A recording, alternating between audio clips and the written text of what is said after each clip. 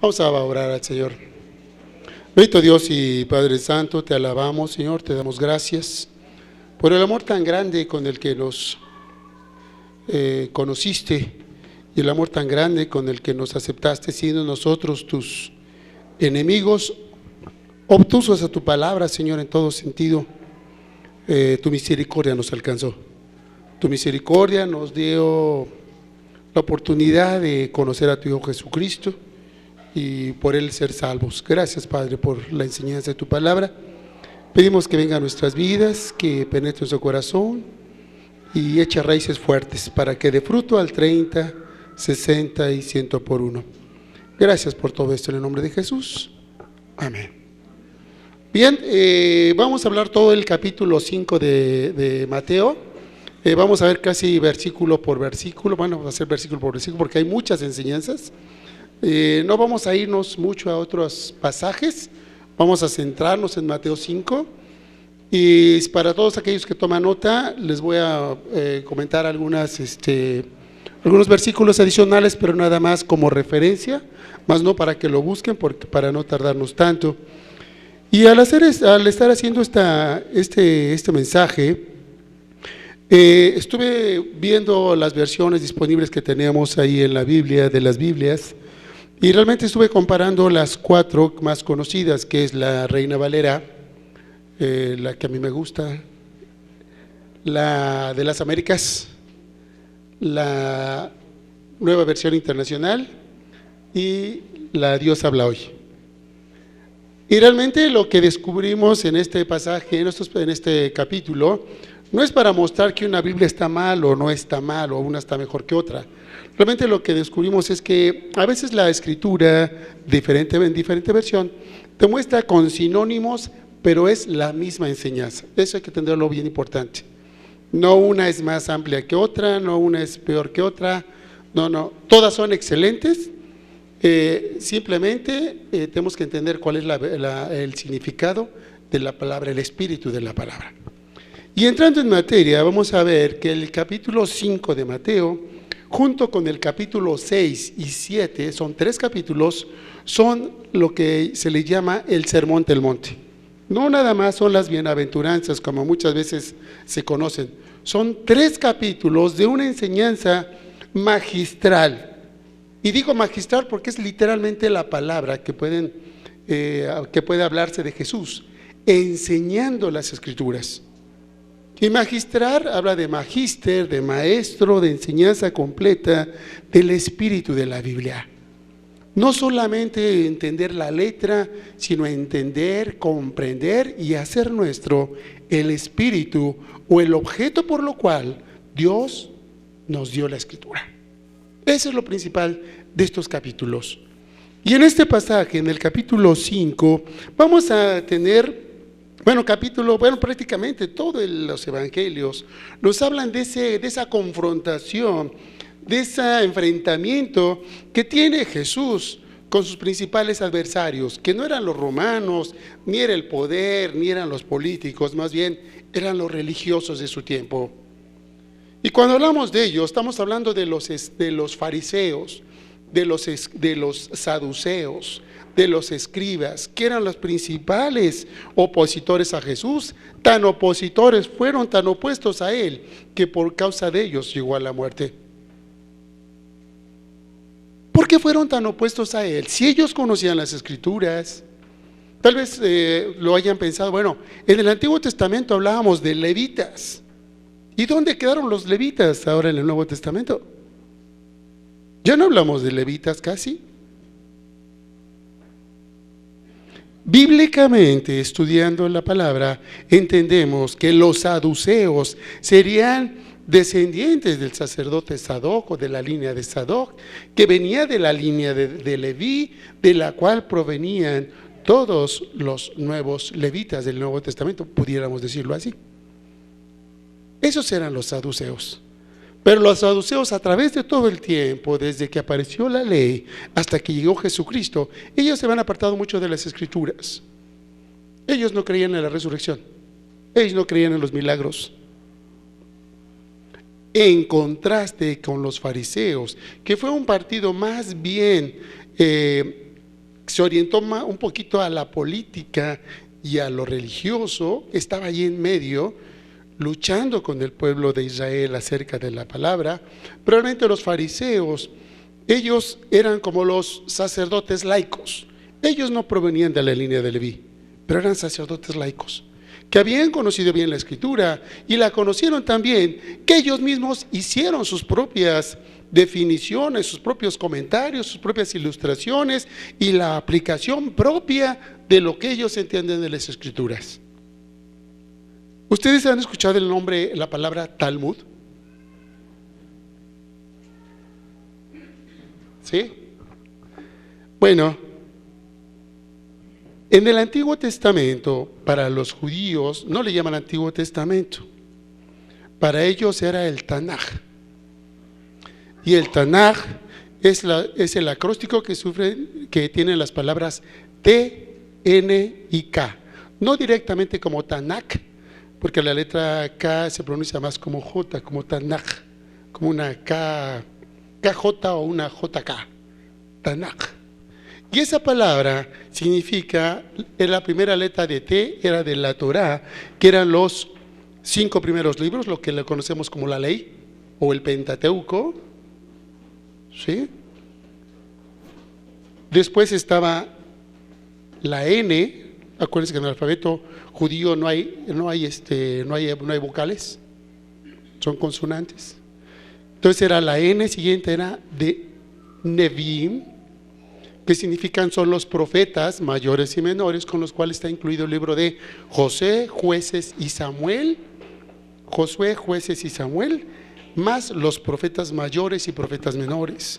Y al final los Ketuvim, que eran los profetas, que eran los escritos, y estaban todos los demás libros que conocemos en la Biblia nuestra. Pero adicionalmente a ellos existía otra cosa, que eran lo que los escribas masoretas o amanuenses eran lo que habían recogido a través de tantos años, desde 2400 y hasta del 3000 para acá, enseñanzas y comentarios de los levitas, que luego fueron los fariseos y luego fueron los saduceos. Todos los rabinos, toda la enseñanza fue escrita. Por decirlo así, los escribas fueron los secretarios de actas, y ellos acumularon en escritos mucha enseñanza que fueron realmente comentarios, apreciaciones personales de los fariseos. Y esas cartas, muchos de esos escritos, se les llama, a 2 de ellos se le llama el Talmud. El Talmud está compuesto por el Mishnah y el Gemara. Pero además del Talmud había otros libros, que era el Halakot, que eran enseñanzas religiosas, que era la Haggadah, que era el Midrashim, que estaba otro que era el Kabbalah, ese es el más conocido de todos, que eran libros adicionales que habían sido recogidos por los escritos, pero que no estaban muchas veces con leyes de la Escritura, con leyes apegadas totalmente a la Torá. Y eran comentarios personales de los rabinos, y llegaron a ser tan importantes estas enseñanzas de los rabinos, de los escribas, que se llamaba esto otros libros, Talmud y otros libros, que llegaron a ser reconocidos como superiores a la Torá, superiores a la ley. Esos libros fueron editados prácticamente entre el 200 y el 300 antes de Jesucristo, de una manera más fuerte, de tal manera que todos esos libros vinieron a ser la enseñanza de los rabinos y fariseos. Por eso encontramos algunos pasajes cuando dice que va el Señor Jesús y los apóstoles van el día domingo, arrancan algunas espigas para comer y le dicen a los fariseos: oye, eso es pecado. ¿Y de dónde estaban tomando la enseñanza? Eso no dice la ley. Pero los fariseos decían: eso es pecado. El domingo no le puedes dar de comer a tu burro, no le puedes dar alimento, no puedes trabajar, no puedes hacer nada. De hecho, no puedes caminar más de 915 metros. No hay más, que son 10 estadios. Todo eso era pecado. ¿Dónde dice la ley eso? En ningún lado. Y cuando el Señor Jesús viene a hacer esta enseñanza completa de las Escrituras, es cuando sufre este choque frontal con ellos, y es por lo cual es perseguido.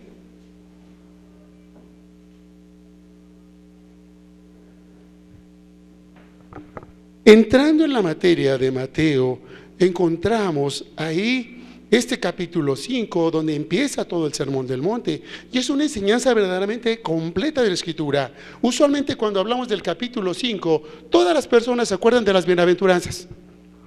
¿De qué habla el capítulo 5? Bienaventuranzas. El capítulo 6, el Padre Nuestro. Y así hay pasajes de la Escritura que se adaptan a que se reconocen por una sola enseñanza, pero realmente la enseñanza más fuerte del capítulo 5 no está en las bienaventuranzas. La enseñanza más fuerte está en la sal y la luz del mundo. Vamos a entrar en materia, vamos a irnos un poquito rapidito, y dice el versículo, vamos a ver versículo por versículo, versículo 1 y 2 de la Escritura. Y realmente dice: viendo a la multitud, subió al monte, y sentándose vinieron a él sus discípulos, y Jesús, abriendo su boca, les enseñaba diciendo. No se puso a hablarles, a platicarles historias del Antiguo Testamento, no se puso a platicarles del Talmud ni de nada de eso. Les enseñaba, abriendo su boca les enseñaba como todo maestro judío.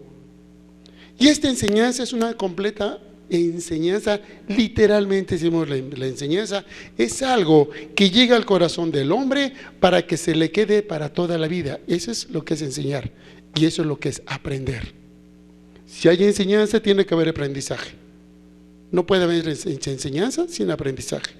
No puede haber aprendizaje sin enseñanza. Y vamos al versículo 3, donde entramos con la palabra bienaventurados. Y esta palabra bienaventurados realmente es una palabra que está en las 4 versiones que vimos, y significa esta palabra Macarios. La palabra Macarios significa feliz, dichoso, afortunado espiritualmente, contento, lleno de gozo. Es lo que significa la palabra. En las diferentes versiones está bienaventurado, dichoso, dichoso. Todas esas son sinónimos. ¿Pero qué quiere decir esta palabra? Realmente es ser afortunado espiritualmente, dichoso espiritualmente. No que estés feliz porque tengas mucho dinero, tengas muchos coches o muchas posesiones, etcétera, etcétera, sino que espiritualmente está satisfecha tu vida. Y por eso cuando en esta palabra de Macarios tenemos que entender que habla lo que Dios dice: dichosos los que, dichosos, bienaventurados los que. Y esta es la enseñanza para nosotros. Queremos ser dichosos, queremos ser gozosos, queremos estar contentos, alegres, llenos. Bueno, tenemos que hacer ciertas cosas. Tenemos que ser macarios en diferentes cosas. Le platicaba en la clase que nosotros allá en el rancho teníamos un peón que se llamaba Macario, y de chico nos burlamos un poquito: qué nombre tan feo tiene Macario. Cuando conocí la Biblia, como a los 33 años, y aprendí lo que era la palabra Macario, yo decía: mamá, me hubieran puesto Macario, me hubiera gustado mucho llamarme Macario. Dice Alex: pues me hubieran puesto Macario a mí. Digo: pero no éramos cristianos cuando tú naciste, ¿sí? Entonces dice: Macario. Realmente, ¿quieren ser macarios? Sí, todos queremos ser macarios, todos queremos ser dichosos y contentos. ¿Por qué? Porque ahí está una enseñanza del Señor Jesús muy clara. Dice el versículo 3: bienaventurados los pobres en espíritu. Los pobres, ¿quiénes son los pobres en espíritu? Las 3 versiones dicen lo mismo. La Dios te habló y dice espíritu pobre, es lo mismo. Pero realmente, ¿qué significa el espíritu pobre o pobres en espíritu? Quiere decir que son humildes, pequeños, insuficientes, mendigos, que no tienen nada o tienen poco, y por lo cual no dependen de ellos mismos, sino de otros. Es lo que significa esa palabra, y esa palabra es tokos. Eso es ser humilde. Y en el sentido espiritual que estamos hablando, significa que una persona pobre de espíritu es aquella que no depende de su arrogancia, no depende de lo que él tiene, sino que depende del Señor. ¿Qué tanto estamos dependiendo tú y yo de Dios en todas las cosas? ¿Cómo vivimos? ¿Realmente somos dependientes de Dios? Y hago esta pregunta porque usualmente cuando estamos en problemas, en situaciones difíciles, nos acordamos de Dios al último, ya que no pudo mi compadre que es político, ya que no pudo mi cuenta de banco, ya que no pidieron mis amigos doctores, ya que vimos todos los hospitales, ya que vimos todo, nos acordamos de Dios. No, un bienaventurado es desde que está empezando a pasar las cosas, él tiene puesta su dependencia en Dios. La resolución de sus problemas viene de Dios. La solución de todo viene de Dios. La salud viene de Dios. Todo lo que nosotros necesitamos viene de Dios. Porque todos ellos tienen algo importante, como una promesa. Dice, de ellos es el reino de los cielos. ¿Por qué habla del reino de los cielos? Porque realmente cuando tú dependes de Dios, cuando tú esperas de Dios todo, te esperas también de Dios la salvación y esperas de Dios también la santificación, pero también esperas de Dios la glorificación. De los macarios pobres de espíritu vendrá el reino de los cielos. Ahí empezamos a vivir el reino de los cielos. Lo empezamos a ver desde aquí. Lo empezamos a ver a lo lejos, pero como algo que cada día se acerca y se acerca y se acerca. Verso 4, sigue la misma palabra: bienaventurados los que lloran, porque ellos recibirán consolación. ¿Por qué llorar? No es llorar o llorar, nomás por llorar. Las versiones que tenemos dice, las Américas, llorar, la otra dice lloran, y la Dios habla hoy dice sufren. Realmente no es un llorar nomás por ser chillón o porque somos muy emotivos. Más bien, el llorar viene de la palabra penteo, que significa afligirse, lamentar, estar de luto, estar de duelo. Espiritualmente, ¿qué significa esta palabra? Por llorar, porque realmente nos entristecen las cosas como a Dios, las cosas que ofenden a Dios. ¿A Dios le causan tristeza ciertas cosas? Sí. ¿Qué le causa a Dios tristeza? El pecado del hombre. ¿Qué pasa cuando nosotros vemos el pecado o se nos acerca el pecado o llega el pecado a nuestras vidas? ¿Realmente estamos para llorar, para lamentar mucho esa situación? A veces pensamos, no, pues ya para la otra ya no lo hago. No, realmente cuando hablamos de llorar es porque me siento compungido, realmente me duele hasta lo profundo del alma saber lo que está pasando en la vida de otros, pero sobre todo cuando pasa algo en mi vida. Cuando yo peleo, cuando yo estoy descontento, cuando yo cometo pecado, cuando yo hago ciertas cosas, es cuando yo me debo sentir mal primeramente. Pero también es cuando veo el mal que está acercándose al mundo. Qué triste es ver cuando hay, y sobre todo a los jóvenes hago este llamado, cuando el pecado está tan desaforadamente abierto y mostrado en el mundo, que a veces los jóvenes dicen, no pasa nada, no es nada, eso no significa nada. Más que entristecerte por esa situación, a veces los jóvenes dicen, pues es la moda, ¿no? Así se usa, así son todos, eso les pasa a todos. Eso es normal, eso es ser actual, siendo que esto era lo que nos debería proveer o por lo que deberíamos tener realmente tristeza, sentirnos de luto.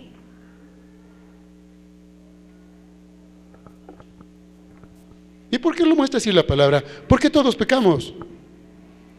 No hay nadie que diga, mira, fíjate, yo llevo ya como unas 4 semanas que no peco. Eso no es cierto. Eso es de todos los días. Lo que pasa es como cristianos, cada vez, dice 1 Juan, no practicamos el pecado, o cada vez el pecado se va espaciando en nuestras vidas. Pero que hay pecado, sí hay pecado. Si no fuera, no lo hubiera escrito el Señor. ¿Por qué habla de que ellos recibirán consolación? Porque cuando tú ves el pecado como Dios lo ve, es en la manera cuando tú también vas a ser consolado. Cuando éramos pecadores, fuimos recibidos a misericordia por Dios. Por eso fuimos consolados. Igual, cuando Dios ve esta situación en nuestra vida, que nosotros nos entristecemos por el pecado, es cuando Dios nos consuela. Dice, porque abogado tenemos para con el Padre a Jesucristo, el justo. Verso 5. Otra vez, más Macarios. Y aquí dice, verso 5, dice los mansos. Macarios, los mansos. ¿Quiénes son los mansos? En las otras 3 versiones dicen humildes. Y la verdad que la palabra manso es diferente de humilde, porque la palabra humilde es tapeinos, y aquí la palabra que usa es la palabra praus, que significa apacible, manso, agradable, controlado, dúctil. Eso significa esa palabra. Es todo lo contrario a estar fuera de control. Y alguien que es manso es alguien que vive auto o controlado por el Espíritu Santo. Es una persona que es sobria. Eso es ser una persona mansa. Es una persona que se deja dirigir, es una persona que está dispuesta a seguir a Dios, es una persona que no argumenta contra Dios, que no está rechinándole las bisagras, a ver, ay Señor, tengo que entrarle por aquí, tengo que hacer esto. No, Señor, si tú dices es por aquí, es por aquí. Si no somos mansos, humildes, somos rejegos a las cosas de Dios. Nos estamos oponiendo a las cosas de Dios, y cuando nos oponemos realmente estamos en contra de Dios, y cuando nos oponemos a Dios, Dios va a hacer algo en nuestras vidas. Cuando dejamos que el pecado esté en nosotros y viva y permanezca aquí con nosotros, Dios va a hacer algo. Con esto contristamos al Espíritu y a veces lo apagamos, pero cuando pasa eso, ¿qué hace Dios cuando el pecado permanece? Dios a veces te va a dar tus nalgadas, y si no entiendes, algunos se los ha llevado. 1 Corintios 5. Es preferible que vivas en la vida, en esta tierra, una vida de santidad y no una vida de pecado, que no glorifica a Dios para nada. Mejor, dice Dios, mejor vámonos a casa. La mansedumbre, ¿es una conducta natural del hombre? No. Es algo que se nos es dado por la obra del Espíritu Santo en nuestra vida. ¿Por qué podemos ahora obedecer? Porque el Espíritu Santo está en nuestra vida.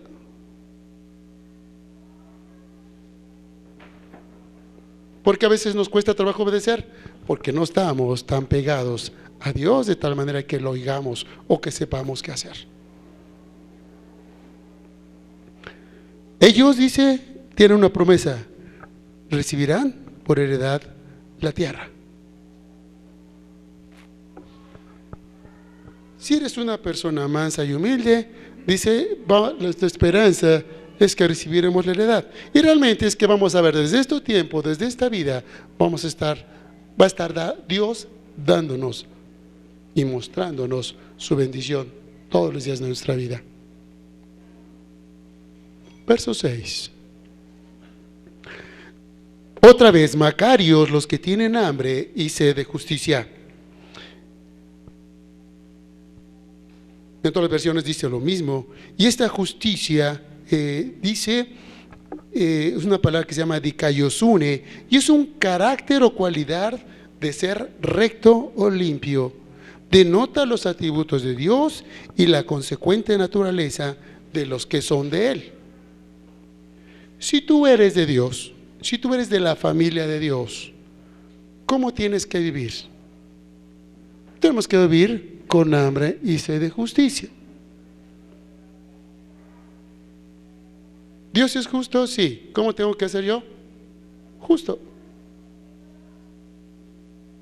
Por lo tanto, esta hambre y sed de justicia solamente puede ser satisfecha cuando estoy en el ámbito de las cosas de Dios, cuando estoy en oración, cuando estoy leyendo la palabra, cuando me disipulo, cuando asisto a la iglesia, cuando estoy pensando en las cosas de Dios, es cuando yo realmente estoy satisfaciendo mi hambre y mi sed de justicia.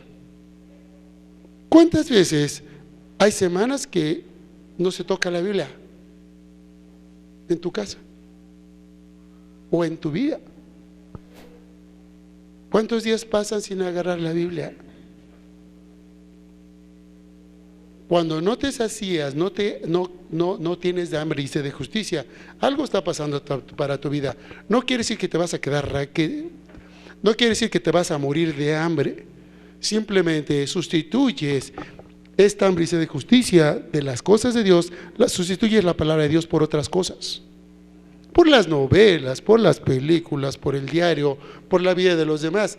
Es como si comieras comida chatarra y comieras comida sustanciosa, comida buena, comida saludable. ¿De qué está lleno nuestro corazón? A veces está lleno con un montón de chatarra.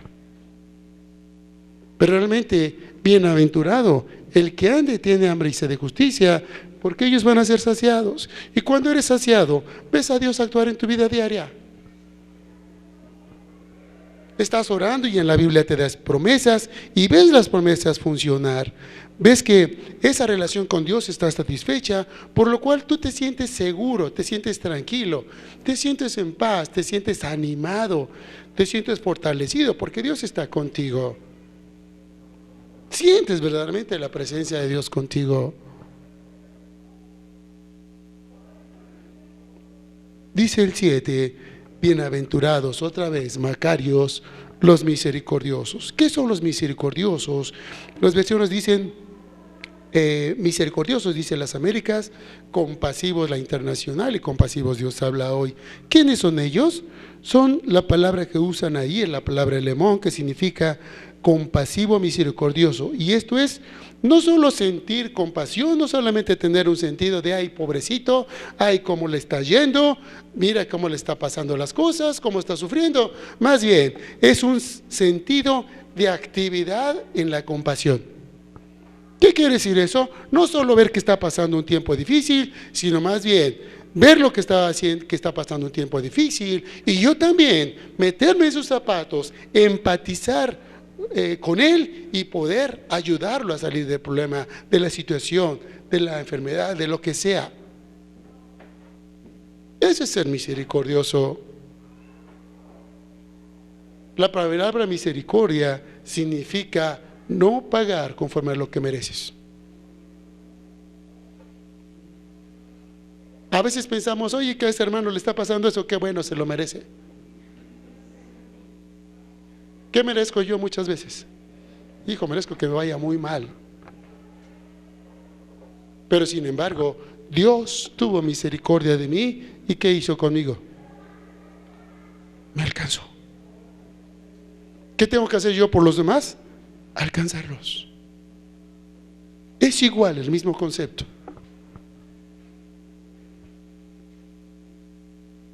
Y esto significa, en palabras llanas, ayudar a los que están en necesidad, en enfermedad, en problemas, ver de qué manera podemos estar con ellos.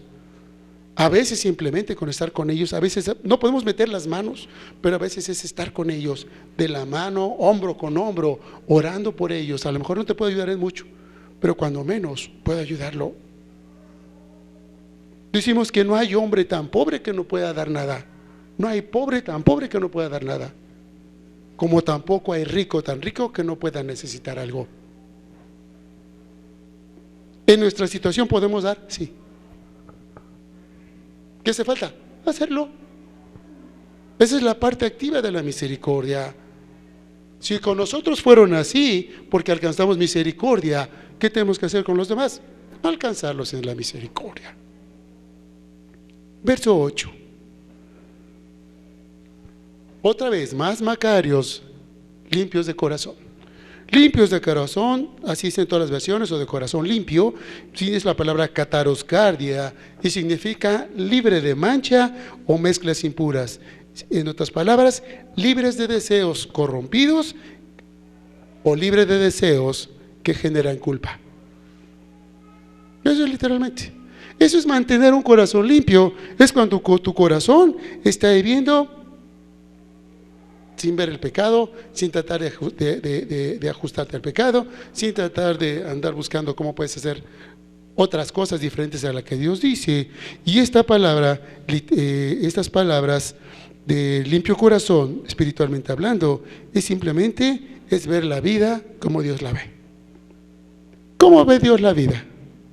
Cuando yo me empato con Él y veo las cosas como Él las ve, yo puedo ser un hombre sabio, puede ser una mujer sabia. ¿Cuál es la diferencia? Que muchas veces no actuamos conforme a lo que Dios nos dice. Actuamos de manera diferente. Actuamos a veces buscando un beneficio personal, buscamos a veces hacer las cosas como salgan, como sean, pero realmente eso no es un corazón limpio. Un corazón limpio es aquel que ve lo más importante, que todo esté bien, que Dios esté contento por lo que yo hago.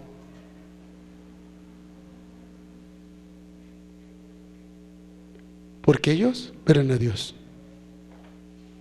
Cuando nuestro corazón se mantenga limpio, es cuando nosotros vamos a ver a Dios en tu casa, en tu coche, en tu trabajo, con tus hijos, en la iglesia, con la familia, en el trabajo, donde quiera que tú estés.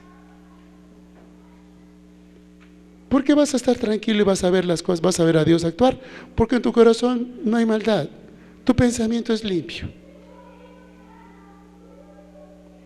No hay nada que te genere culpa, por lo tanto, puedes vivir contento, puedes ser Macario.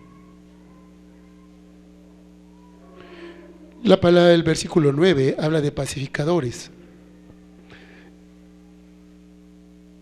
Otras versiones dicen procuran por la paz o trabajan para la paz. Y realmente la palabra es eirenopois, que significa eirene paz y poieo hacer. Literalmente hacer la paz. Esos son los pacificadores. ¿Quiénes son los pacificadores? ¿Quiénes son los bienaventurados por esto? No son los que andan ahí en medio de los pleitos, en medio de las cantinas separando borrachos. No. Somos todos aquellos que estamos en contra de la pelea, en contra del pleito. Que si hay una pelea en casa, vamos a hacer la paz. Que si hay una pelea en el trabajo, vamos a hacer la paz. Pero sobre todo que buscas la paz en todo sentido. Porque primeramente, si nosotros conocimos el Espíritu Santo, la paz de Dios vino sobre nosotros porque nos pusimos a cuentas. Nuestro pecado fue arreglado a través de Jesucristo con Dios. Entonces, ¿qué tengo que hacer? Un pacificador es aquel que no solamente está buscando la paz de los demás, sino que está esperando que ellos también hagan la paz con Dios. Yo hacer la paz con Dios. En cualquier circunstancia, buscar la paz con Dios. Eso es ser pacificador. Eso es hacer por la justicia.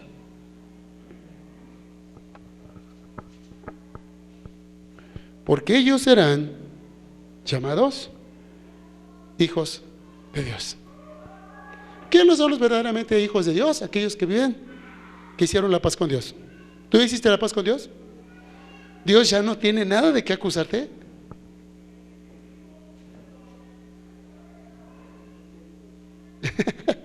En ratos sí, ¿verdad? Pero a veces no.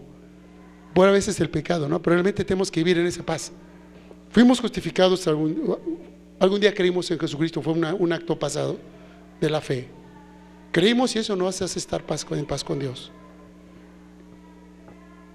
Y hacer que los otros también hagan la paz con Dios es algo que también nos va a llevar a llevar la bendición, que es ser llamados hijos de Dios. ¿Qué tenemos que hacer los hijos de Dios? Evangelizar a otros, hablarles a otros de Dios. ¿A cuánto les has hablado de Dios en los últimos tiempos?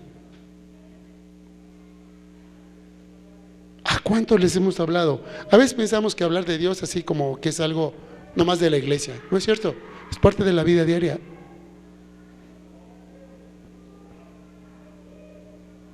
Pero que no se nos olvide, hermanos. A veces pensamos que la paz nomás es vivir tranquilos, sin pleitos entre nosotros. La paz va más allá, es buscar que otros también hagan la paz. Nosotros ya la hicimos. Bueno, ¿y los demás? ¿Qué estamos haciendo? A veces nada. Pero los que están haciendo algo, estamos haciendo algo, somos verdaderamente hijos de Dios. ¿Eres hijo de Dios? Busca la paz de otros. Verso 10.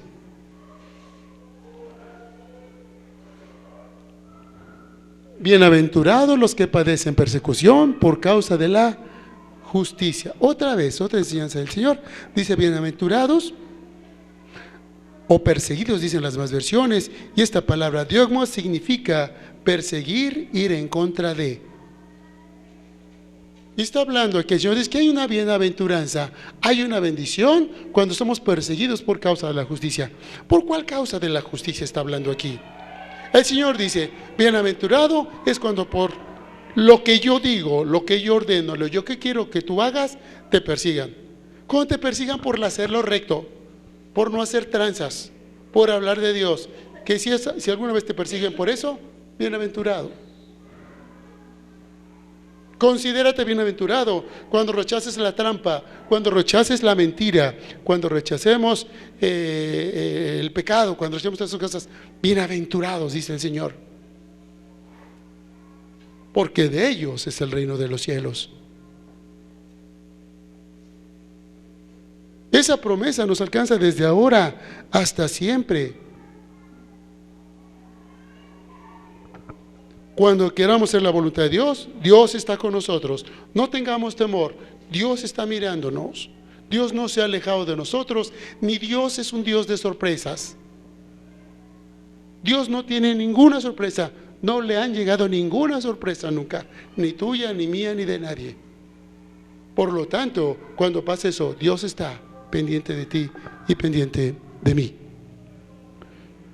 Y el versículo 11, que realmente son 11 y 12, dice, bienaventurados igual, otra vez más, macarios, cuando por mi causa os vituperen y os persigan, y digan toda clase de Dios, toda clase de mal contra vosotros, mintiendo.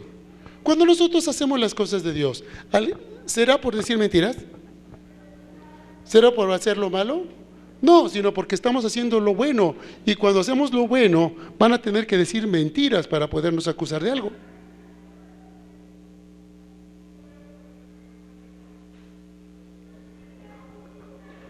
Y esta palabra en los otros pasajes dicen insulten o persigan. La palabra es soneidizo y significa insultar, maltratar, decir mal, maldecir, etcétera, etcétera, por causa de esto. Y a veces es cuando a veces tenemos que sufrir golpes, pleitos, enemistades, etcétera, etcétera, por ser cristianos o por hacer las cosas de Dios. No pasa nada. Dios está pendiente, Dios sabe qué está pasando. Y si Dios dejara que te pase algo más, es la voluntad de Dios, no es tuya ni es mía mi responsabilidad. Es algo que Dios va a tener pendiente. Dice, porque de ellos va a haber una promesa que es alegraos, versículo 12, dice la escritura, gozaos y alegraos, puesto que vuestro galardón es grande en los cielos, porque así persiguieron a los profetas que fueron antes de vosotros. ¿Qué les pasó a los profetas?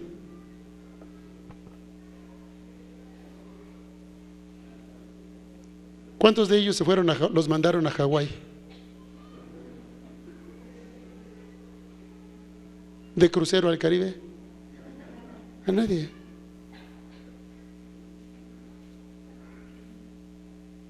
¿Qué esperamos cuando nos pasen ciertas cosas? Cuando hacemos la voluntad de Dios, cuando hablamos lo recto de Dios, cuando vivimos como cristianos, cuando somos cristianos de 24 horas, de 365 días del año, ¿qué pasa? Vamos a ser perseguidos. Si así pasaron con los profetas, ¿qué esperamos de nosotros? Pues también nos va a ir mal. Hace 8 días, el domingo pasado, leí en un libro que le regalaron a Rock. Dice que un hombre, cuando estaba orando a Dios, se quejaba y le decía: Dios, ¿por qué desde que me volví cristiano ya nadie me quiere? Y Dios le respondió: Dice, yo te salvé no para que te quisieran, sino para que me quisieran a mí.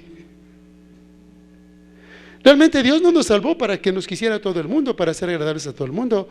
Dios nos salvó para que nosotros predicáramos la palabra, para llevarlos a Jesucristo, para llevarlos a Dios, para que quisieran a Dios, para que anhelaran a Dios. Por eso nos salvó Dios. Y viene otro pasaje muy bonito que está en los versos del 13 al 16, que es el pasaje que se les llama la sal y la luz del mundo. Realmente yo siento, y autores aún dicen que este realmente es el verdadero centro de Mateo 5.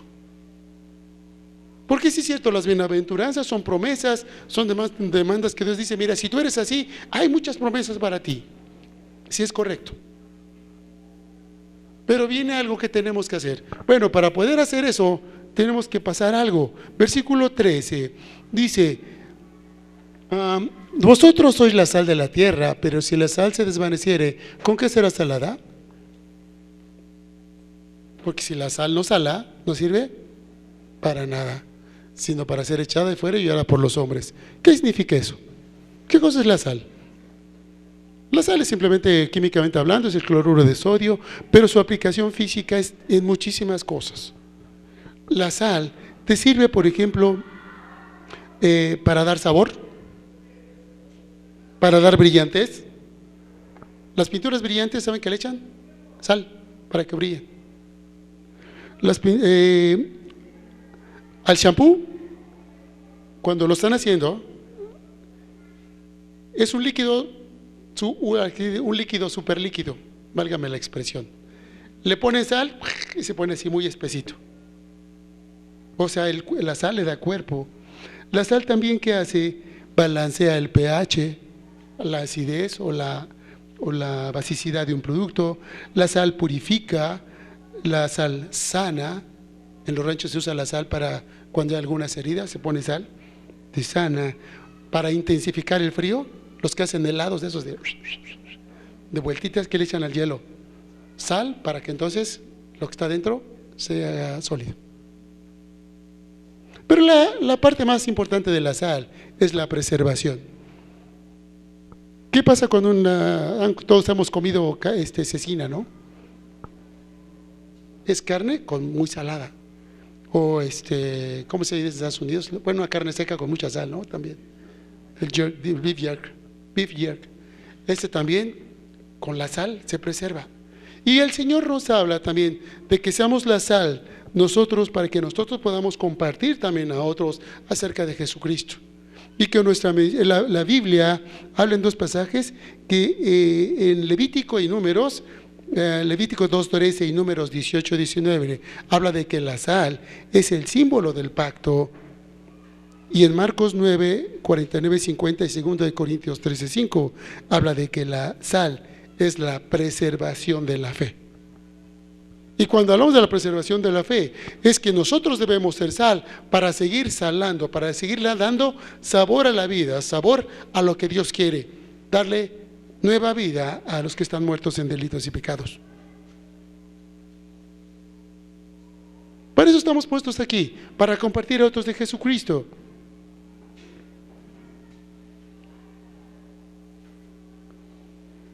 Y también está en el versículo siguiente, 14, otro pasaje, dice, vosotros sois la luz del mundo.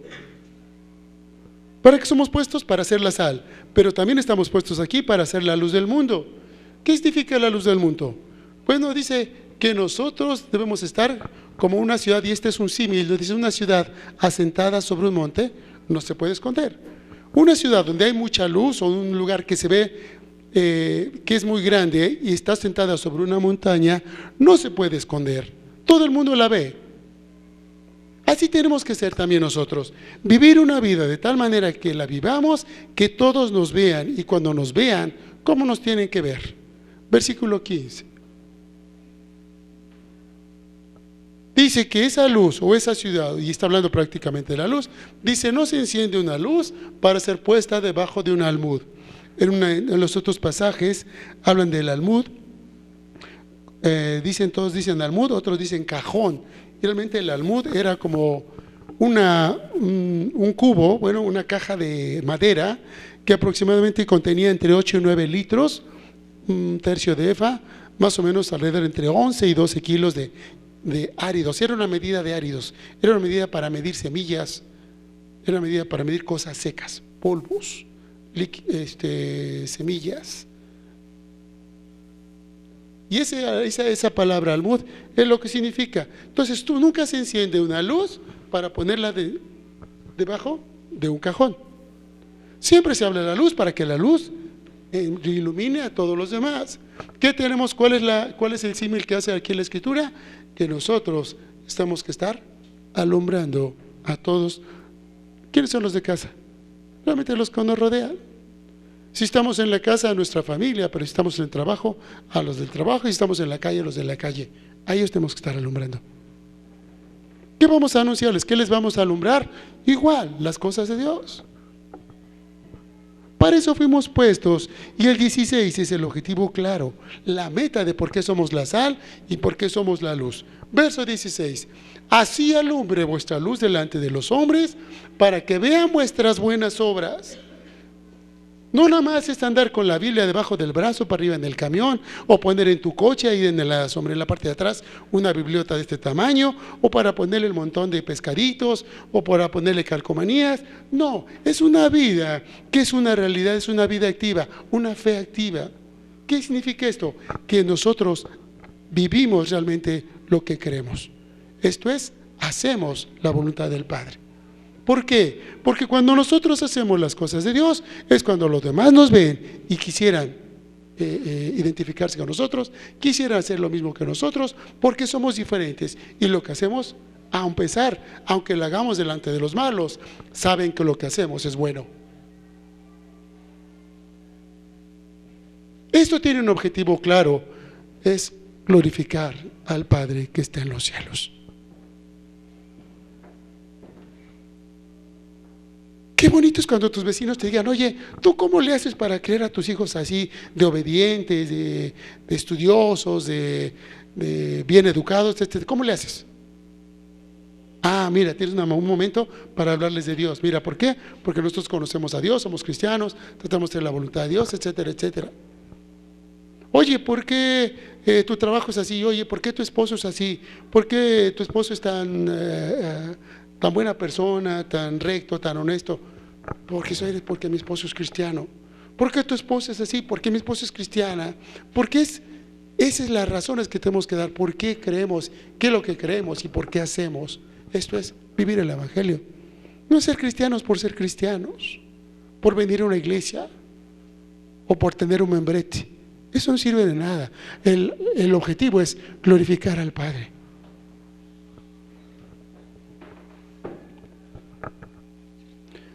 Hay un pasaje ahí en Primera de Pedro 2:12, dice: manteniendo todos santa vuestra manera de vivir. ¿Para qué? Para glorificar al Padre. Que todo el mundo nos vea, pero nos vea actuar, nos vea vivir la vida cristiana. Eso es ser cristianos.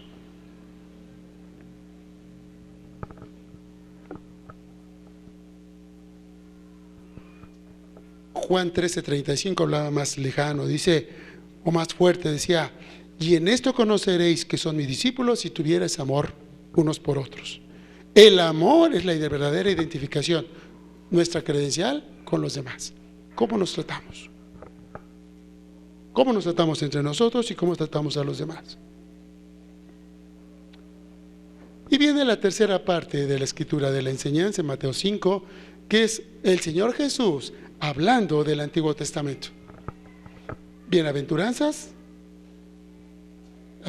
del 1 al 12, del 13 al 16, la sal y la luz del mundo. Vamos a ver ahora del 17 hasta el 48, Jesús y el Antiguo Testamento. La palabra de Jesucristo con una enseñanza clara, y realmente póngalo así, escríbelo, magistral, con una enseñanza magistral del Antiguo Testamento. ¿Por qué estaba haciendo esto Jesús? Porque realmente, les decía al principio, los fariseos, los judíos estaban viviendo más la vida talmudista y extra Biblia o extra Torah que lo que decía la Torah, que lo que decía la ley.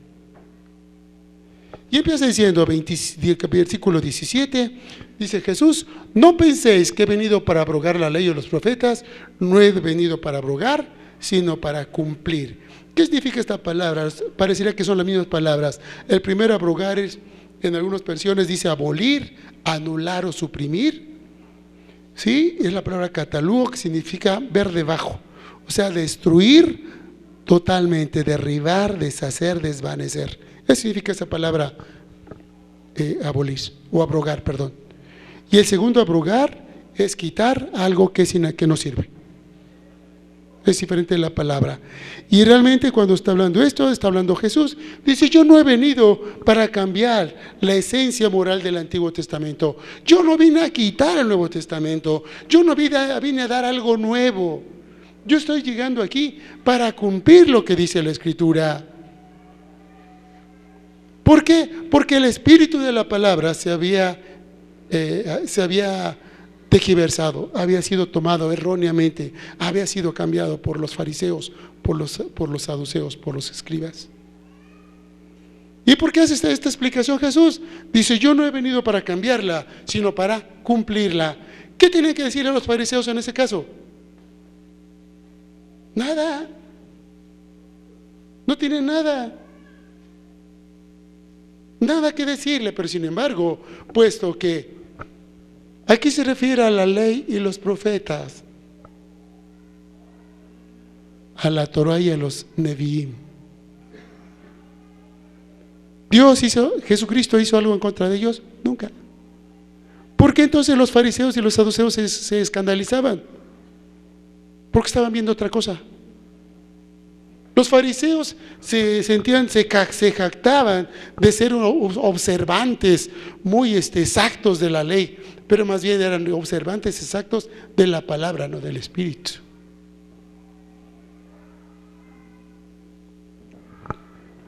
¿Por qué tenía que hacer eso Jesús? Porque realmente Él tenía que definir quién era y cómo estaba. Eso no lo entendieron los fariseos. Que Él lo vino a abrogar, Él vino a cumplir.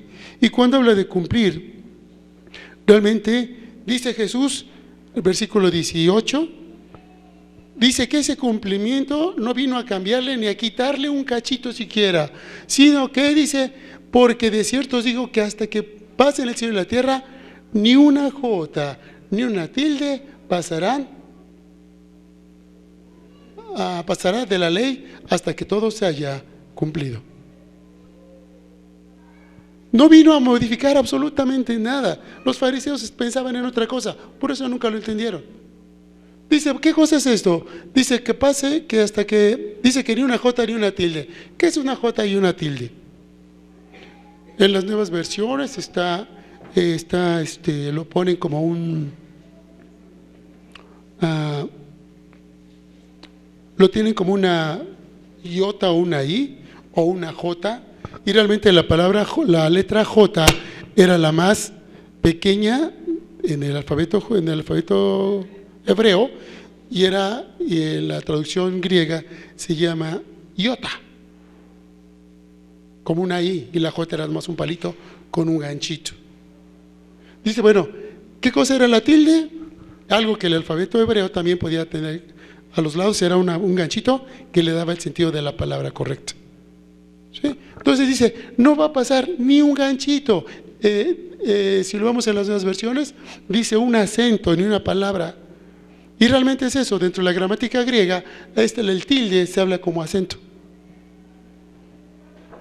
Entonces dice: no se va a dejar de cumplir nada, todo se va a cumplir. Verso 19 dice: porque el que quebrante uno de estos mandamientos muy pequeños, y así enseña a los hombres, muy pequeños será en el reino de los cielos. ¿Qué significa esto? Que tenemos que enseñar completamente la Escritura. No podemos cortarle pedacitos o hablar de lo que a mí me convenga. ¿Cuál es el problema de muchas iglesias? Que enseñan lo que les conviene, no de todo. Dice: pero más cualquiera que lo haga y enseñe completamente será llamado grande. Dice el verso 20, el primer trancazo para los fariseos. Dice: porque os digo que si vuestra justicia, si tu manera de vivir no es mayor que la de los escribas y fariseos, póngale aquí un paréntesis, aquí, los fariseos no entran o no van a entrar. Si nuestra justicia no fuera mayor que la de ellos, no entraremos.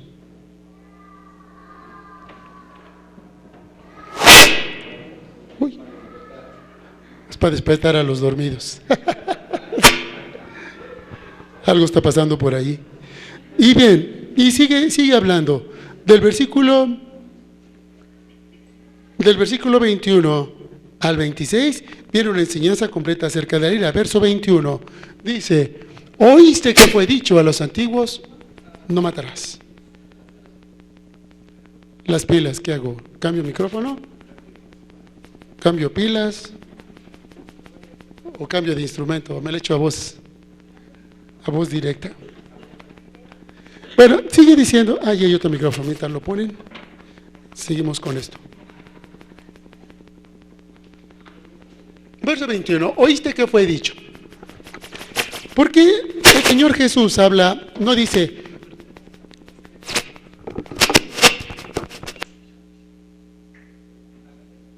¿oíste que fue dicho a los antiguos? No les dice, ustedes leyeron lo que está escrito, no les dice eso. ¿Por qué no les dice eso? Porque no leían.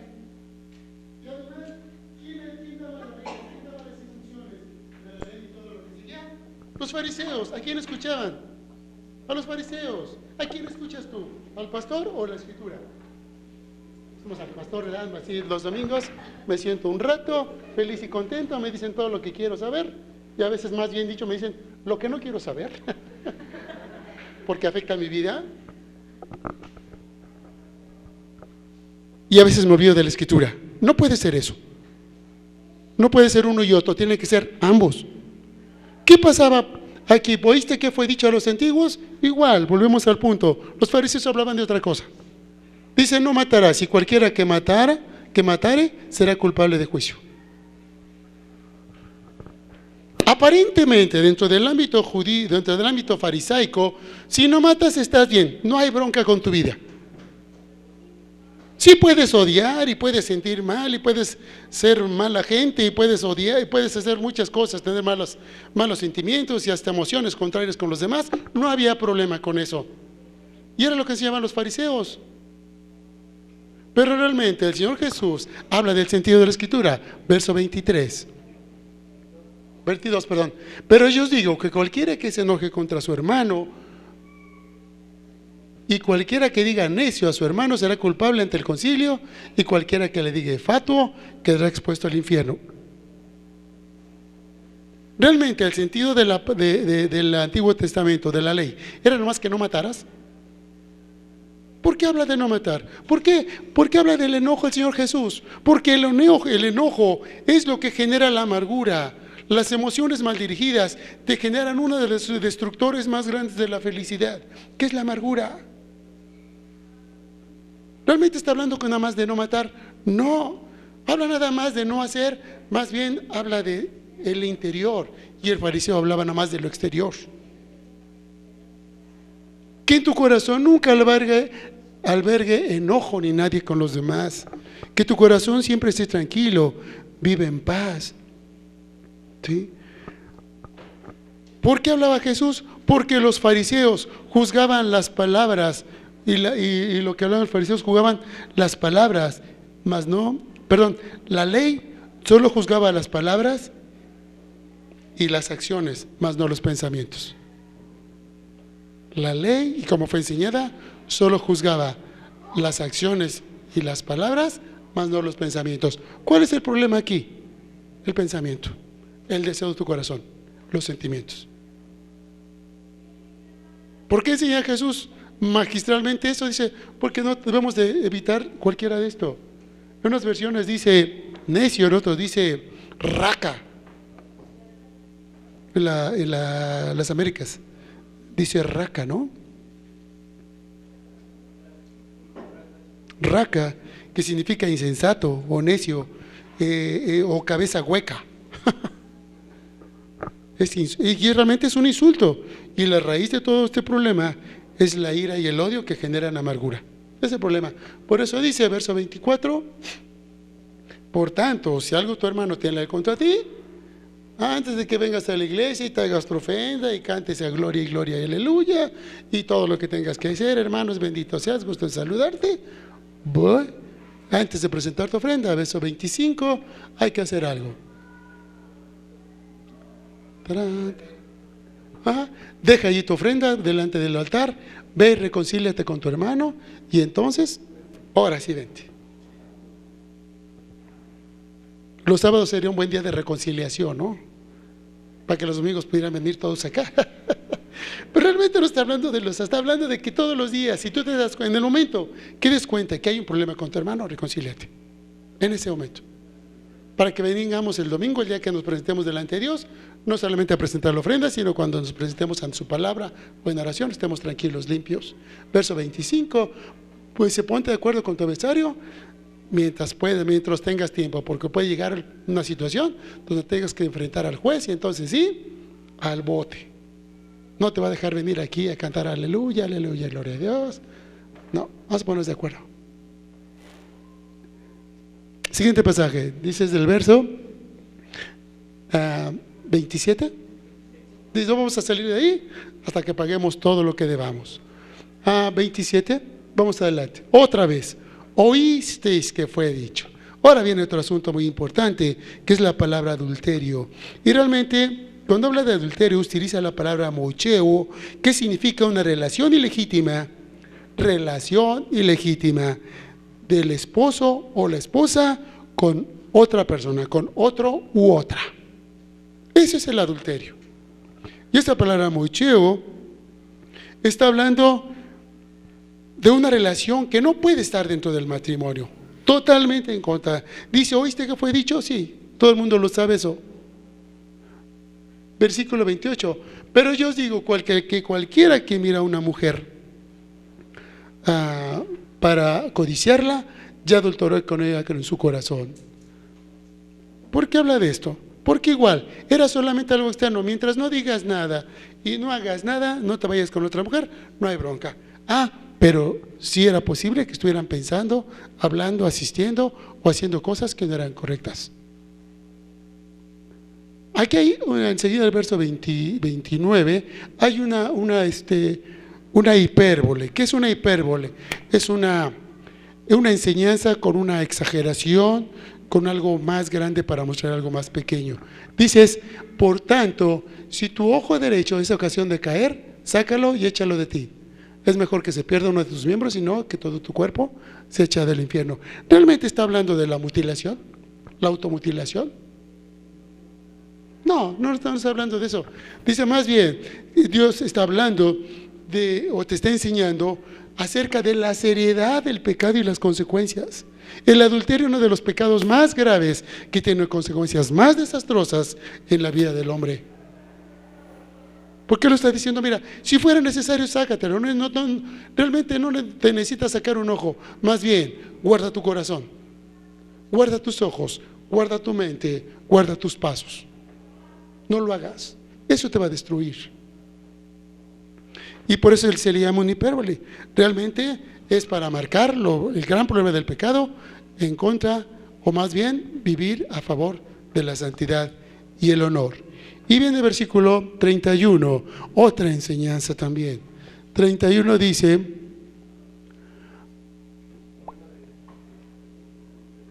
igual el verso 30 también dice, si tu mano derecha es ocasión de caer, córtela. Otra vez otra hipérbola. Ahí está hablando realmente ahí de los miembros del cuerpo. Dice, es mejor que entres sin uno de tus miembros y que no tu cuerpo se eche del infierno. Hipérboles todos ellos de lo grande y terrible que es el pecado y las consecuencias de este. Es pura enseñanza. Verso 71 también dice, también fue dicho, cualquiera que repudia a su mujer, déle carta de divorcio. ¿Y de qué está hablando eso? Realmente son dos versículos, el 31 y 32. Y esta palabra repudiar, en las otras versiones dice repudiar o divorciar, es la palabra apolúo, que significa dejar suelto, dejar libre, desligar, despedir o liberar. Y esa enseñanza está tomada de Deuteronomio 24, del 1 al 4, que habla de la carta de divorcio. Realmente Moisés estaba hablando, era permitir el divorcio abiertamente y bajo cualquier circunstancia. No. Cuando Moisés habla aquí, en este pasaje que les acabo de dictar de Deuteronomio, realmente Moisés está hablando más de accedió a esta concesión a fin de proteger a la repudiada y no para justificar o legalizar el divorcio por cualquier circunstancia. ¿Qué estaban enseñando? La Biblia enseñaba correctamente. ¿Qué estaban enseñando los fariseos? Que se podían divorciar por cualquier cosa. Por quítame estas pajas, vamos a divorciarnos. ¿Tienen los pies fríos? Vamos a divorciarnos. Que se ponga calcetines, ¿no? Ronca, vamos a divorciarnos.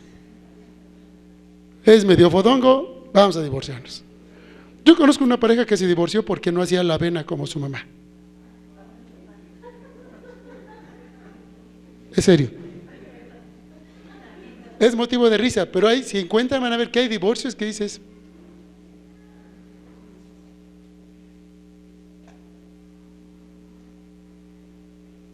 ¿Qué estaban haciendo los fariseos? Tú nomás dale carta de divorcio y no hay bronca, no hay problema, se acabó el problema. ¿Realmente eso enseñaba la Escritura? No. ¿Por qué Moisés permitió esto? Para dar esa concesión la permitió Moisés para proteger a la repudiada, para que en este caso, no al momento de casarse otra vez, o el hombre fuera adúltero. Por eso se da la Escritura. Este pasaje, este concepto, el verso 32, dice: pero yo os digo que el que repudia a su mujer a no ser por causa de porneia, dice la palabra, porneia es el griego, hace que ella adultere, y el que se casa con la repudiada comete adulterio. Para que no pasara esto, Moisés escribió este pasaje de Deuteronomio. Pero realmente no estaba escribiendo la Escritura, el espíritu de la Escritura no era para dar manga ancha al divorcio, no, al contrario, era para proteger a la mujer. ¿Cuál era el sentido? Es que el divorcio, salvo esta circunstancia, podía darse. Ahora, no estamos dando recetas. Es un tema muy controversial, muy difícil, muy álgido, que cuando se enfrenta a esta situación tiene que estudiarse de una manera muy profunda, muy seria, para poder darnos solución. Yo tengo más de 20 años en el ministerio, más de 25 años en el ministerio, y me ha tocado dar consejerías con matrimonios y no conozco dos casos iguales. No hay dos casos iguales. Por lo tanto, la consejería es diferente.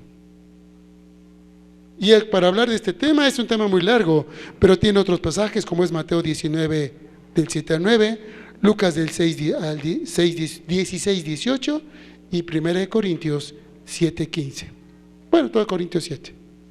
Es un pasaje muy especial, no lo vamos a tocar ahorita porque nos llevaríamos, eso sería fácil, 3 mensajes, más bien, eso tiene que verse en estudio porque hay muchas preguntas que hacer.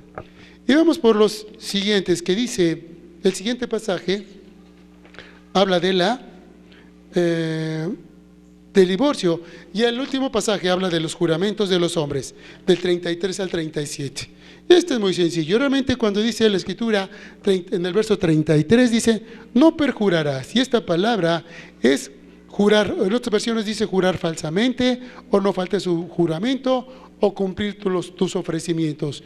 Y esa palabra epiorqueo significa jurar con falsedad, deshacer unilateralmente el juramento o incumplir el compromiso. Hay pasajes en el Antiguo Testamento, en Levítico, Números y Deuteronomio, que hablan de que no debemos jurar. Y la palabra jurar significa la palabra orcos significa una valla o un cercado que contiene o limita al hombre. Cuando tú te comprometes, te estás poniendo una cerca, una valla, que dice que no puedes ir más allá o más acá. Es un juramento, es algo que te compromete a algo. Y realmente, este pasaje que vimos dice, además habéis oído que fue dicho el mismo problema, sino no perjurarás, sino cumplirás al Señor todos tus juramentos. Verso 34 dice, pero yo os digo, no juréis de ninguna manera, ni por el cielo, porque es el trono de Dios. 35, dice, ni por la tierra porque es el estrado de sus pies, ni por Jerusalén porque es la ciudad del gran rey. 36. Ni por tu cabeza jurarás porque no puedes hacer blanco o negro un solo de tus cabellos. 37. Pero sea vuestro hablar sí, no, porque lo que es más de esto, de mal procede. Y realmente Jesús está enseñando que no debes hacer juramentos.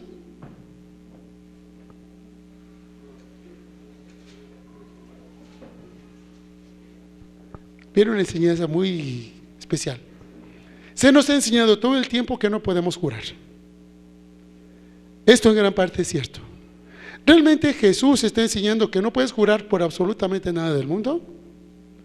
Más bien, el espíritu de la palabra es que no tomes a la ligera, no tomes como un compromiso sencillo, impertinente, descuidado, un juramento en tu vida o una decisión o una promesa.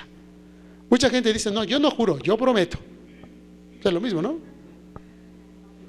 No, yo no juro, yo prometo. ¿Sí? Si no vas a cumplir, ni prometas. Es lo mismo que un juramento. ¿Sí? Realmente, vemos en la Escritura que Dios juró bajo promesa. Si quieren, el versículo dice Hebreos 6, 13 al 18. Cristo juró, Mateo 26 del 63 al 64. Inclusive la Escritura da información acerca de juramentos bajo algunas circunstancias. Número 5, 19, 21 al 30 y 32 y 3. Y realmente no debe entenderse como una condenación. No jures nada. Realmente que estés consciente de lo que estás prometiendo, estás jurando. Eso no lo hagamos, porque realmente nos compromete a veces a situaciones donde no tenemos el control. Y cuando tú estás jurando o prometiendo una situación que no está bajo tu control, estás diciendo, esto lo controlo, con Dios y sin Dios lo hago. Y eso es el problema, no el juramento en sí. El problema es que estás asumiendo o presumiendo que llueve o truene, Dios te va a dejar hacer eso, como sea. Y es algo que no podemos presumir. Ese es el problema del juramento, de la promesa. Realmente habla de cumplir tu palabra. Por eso dice, tú sí sea sí y tú no sea no. Si no vas a cumplir, ni digas nada. Es mejor decir un sí después de un no que un no después de un sí. ¿O es menos peor? Un sí después de un no que un no después de un sí. ¿Por qué juraban los fariseos y los judíos? Te juro por el cielo. No, dice Dios, dice Jesús, no jures por nada. No, por la tierra, no puedes jurar por nada. No, te juro por mi cabeza, no jures por nada. No puedes hacer blanco o negro uno de tus cabellos, dice.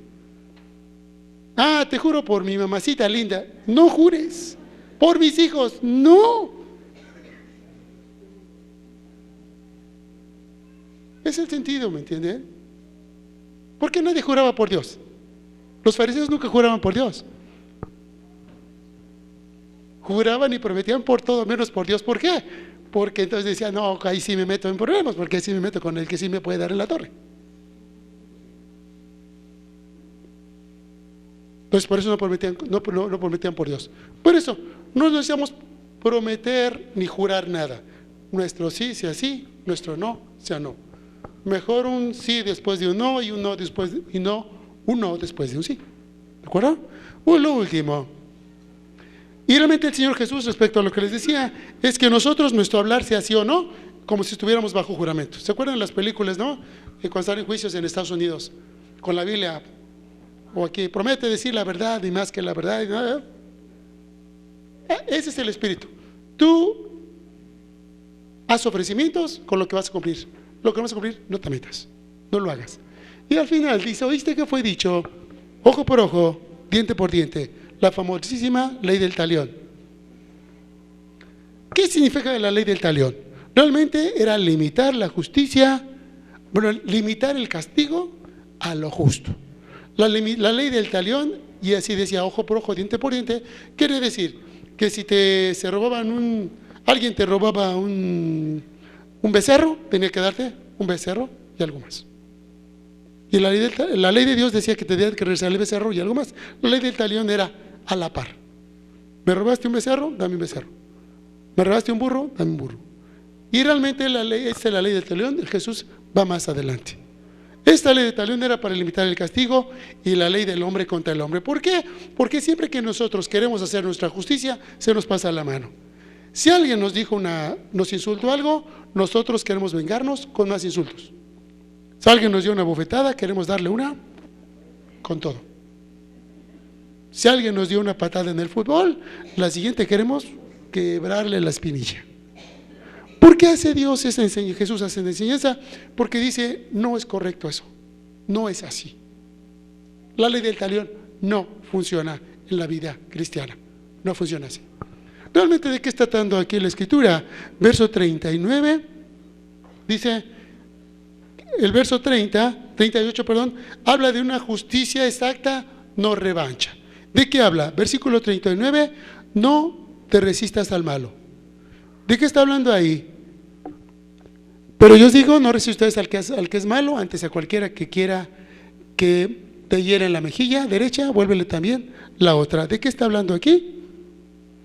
Asuntos de venganza personal o asuntos que atentan contra tu dignidad personal. No está hablando de asuntos de delitos criminales o asuntos militares. Esas dos cosas no están bajo nuestra jurisdicción. Solamente con asuntos que atentan contra nuestra dignidad. ¿Sí? Entonces él dice, si alguien te da una mejilla, te hiere en la mejilla, ponle la otra.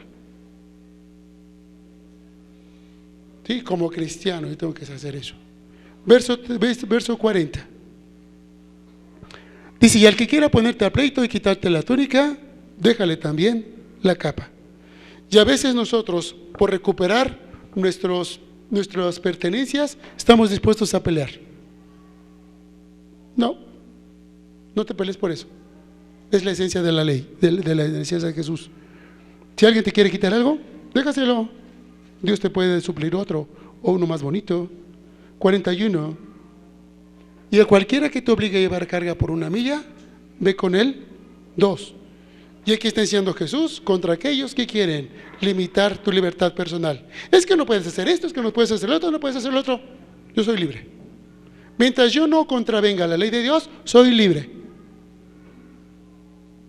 Pero hay iglesias, hay lugares, hay personas que dicen, no esto, no lo otro, no aquello, no aquello, no y no. No te dan opciones. Vives agarrado del pescuezo. No puede ser así. Y el verso 41 es contra aquellos que quieren limitar nuestra libertad personal. Jesús enseña un poquito más. 42. Y al que te pida, dale, y al que quiera tomar de ti prestado, no se lo rehuses.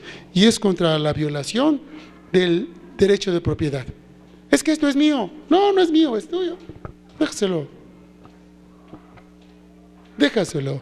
El espíritu de la Escritura, realmente, o el espíritu de que Jesús está hablando, Él está abogando por una renuncia a los derechos, a nuestros derechos personales, a fin de tener un buen testimonio para no pelear. Ese es el objetivo de todo este pasaje. ¿Por qué si te quiere que vayas con él 1 milla más, te quiere quitar la capa, llévatela? ¿Cuál es el objetivo? No pelear. No pelees. Guarda tu testimonio. Es más importante tu testimonio que tu camisa. Es más importante que tu testimonio que el hacer algo. Es más importante tu testimonio que responder con palabras. Es más importante tu testimonio que meter las manos. Es más importante tu testimonio y mi testimonio. Ese es el espíritu de Jesús. Ese es el espíritu de la ley. Ese es el espíritu de la palabra del Señor. Y al final, el 43, oíste que fue dicho, amarás a tu prójimo y aborrecerás a tu enemigo. Esta palabra, este pasaje, está en la Escritura. Este no. ¿Por qué? Los fariseos así enseñaban: ama a tu prójimo y aborrece a tu enemigo. ¿La palabra de Dios decía eso? No, no más decía eso. ¿De dónde sacaban esto? De su cosecha, del Talmud y de todos los demás que platicamos. ¿Por qué el Señor Jesús está en contra de eso? ¿Por qué no lo decía la Biblia? Dice 44, dice: aborrecerás a tu enemigo, pero yo os digo, amad a vuestros enemigos, bendecid a los que os maldicen y haced bien a los que aborrecen, y orad por los que os ultrajan y os persiguen. ¿Tú eras enemigo de Dios y yo? Si éramos enemigos, porque si la ley fuera eso, aborrecer a tus enemigos, no hubiéramos alcanzado la gracia de Dios. ¿Qué hizo Dios? Mandó a su Hijo Jesús. ¿Por qué? Por ti y por mí. Por eso dice, en la ley de Jesús va más allá. No es que sea una ley imposible de alcanzar. No, es una ley que cumple perfectamente la esencia, el espíritu de la Escritura. ¿Sí? Dice 44, 45, dice la Escritura: para que seáis hijos de vuestro Padre que está en los cielos, que hace salir el sol sobre malos y buenos, que hace llover sobre justos e injustos. Realmente, cuando nosotros somos así, es cuando somos hijos. Cuando damos el testimonio de lo que fuimos enseñados, de lo que aprendimos en casa, somos hijos. ¿Cuál es el testimonio? ¿Qué fuimos enseñados? De lo que hemos vivido. Entonces, por eso es tan importante el testimonio. Habla del 46 y habla, dice: porque si amáis a los que os aman, ¿qué recompensa tendréis? No tiene ningún chiste, no vale nada. Dice: ¿no hacen también lo mismo los publicanos? ¿Quiénes eran los publicanos? Los publicanos eran judíos que habían sido empleados por los romanos para cobrar impuestos y obtener beneficio propio. Alguien que decía: no, soy judío, pero no le hace. Si esto me beneficia, aunque vaya en contra de mi nación, aunque vaya en contra de mi fe. Y los publicanos llegan a ser sinónimos de gentuza, de lo peor. Y viene otro, 47, dice: perfectos, dice que también lo tenemos que ser. Y si saludáis a vuestros hermanos solamente, ¿qué hacéis más? Nada. ¿No también hacían así los gentiles? Esta era una costumbre que hacían también los gentiles. ¿Quiénes eran los gentiles? Todos los que no eran judíos. No es nada adicional. 48. Sed pues vosotros perfectos. Todo lo que enseñó antes el Señor Jesús para ser perfectos. ¿Somos perfectos? Somos perfectos por la obra de Jesucristo. ¿Se puede alcanzar? Sí. ¿Perfección total como Dios? No. Pero esa debe ser nuestra tendencia. Ese debe ser nuestro objetivo, para ser perfectos como vuestro Padre que está en los cielos es perfecto. ¿Lo lograremos al 100%? No. Cuando llegamos al cielo, ¿cuánto vamos a sacar? ¿6? ¿7? ¿8? ¿Cuánto es el mínimo aprobatorio aquí en las escuelas? ¿7 o 6? Digo, no vayamos por el 6, ¿no? Muchos dicen: mira, ¿qué pase de panzazo? No, vamos por el 8 o vamos por el 9. Vamos por el 10, ¿no? ¿Por qué no? Vamos a esforzarnos, tenemos que ser cristianos. Hace tiempo vi una palabra que era muy notoria, era la palabra excelencia. ¿Por qué no somos cristianos así? Concluyendo, quiero decirles algo. Miren, hace muchos años en la historia universal hablaba de muchos barcos, más o menos en los años 1500, 1600, que en el Océano Atlántico había muchos barcos navegando con banderas de cualquier país, y muchos de ellos eran piratas.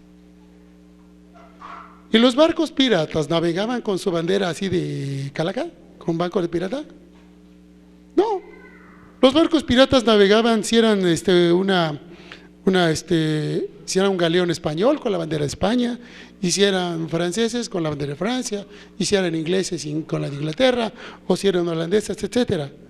Y así viajaban. Pero cuando veían que venía una nave enemiga, pues cambiaban su bandera y le ponían como la de ellos, cambiaban bandera. Y ya que estaban cerquita, ponían la otra, ponían la de la calaca, blanco y negro, y entonces sí se armaban los catorrazos. ¿Por qué eran los piratas? Porque los piratas así eran, trataban de confundir a la gente, pensar que eran los demás. Y algo bien triste, hermanos, es que a veces también nosotros somos piratas. Navegamos conforme a lo que dicen los demás. Los demás dicen para allá, pues vamos para allá. Los demás dicen para acá, pues vamos para acá.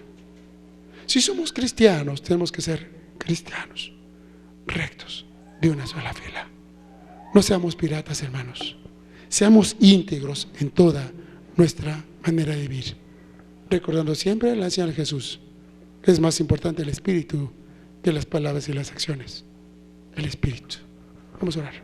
Bendito Dios y Padre Santo, gracias, Señor, por tu amor, su misericordia, tus bendiciones. Gracias, Señor, porque tu palabra nos ha mostrado que aunque a veces es difícil de comprender, si nos ponemos a estudiarla, tú nos la haces entender muy fácilmente.